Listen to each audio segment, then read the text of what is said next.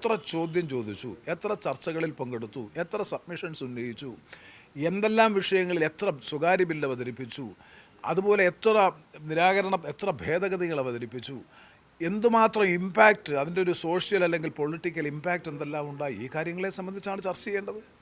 അപ്പോൾ parliamentary performance, നിയമസഭാ performance, നിയമസഭാ നിയോജക മണ്ഡലത്തിലെ വികസന പ്രവർത്തനങ്ങൾ, ലോക്സഭാ മണ്ഡലത്തിലെ വികസന പ്രവർത്തനങ്ങൾ, നിയമസഭാംഗത്തിൻ്റെ സാന്നിധ്യവും ജനകീയ ഇടപെടലും, പാർലമെൻ്റ് അംഗത്തിൻ്റെ സാന്നിധ്യവും ജനകീയ ഇടപെടലും, ഇതാണല്ലോ ഒരു 5 വർഷം കഴിയുമ്പോൾ ജനങ്ങൾ വിലയിരുത്തേണ്ടത്.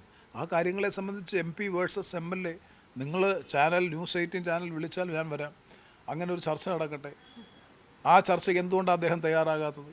അദ്ദേഹമാണ് ആദ്യം വെല്ലുവിളിച്ചത്. ഞാൻ പറഞ്ഞു, വെല്ലുവിളി വേണ്ട, നമുക്ക് സംവാദമാകാം. സംവാദത്തിന് വിളിച്ചിട്ട് അദ്ദേഹം വരുന്നില്ല. അപ്പോൾ LDFൻ്റെ ജില്ലാ കമ്മിറ്റി ഇപ്പോൾ മത്സരിക്കുന്ന ഞാനും MLAയും തമ്മിലാണല്ലോ മത്സരം. സ്വാഭാവികമായിട്ടും ജനം വിലയിരുത്തേണ്ടത് ഞങ്ങളിൽ ആരാണ്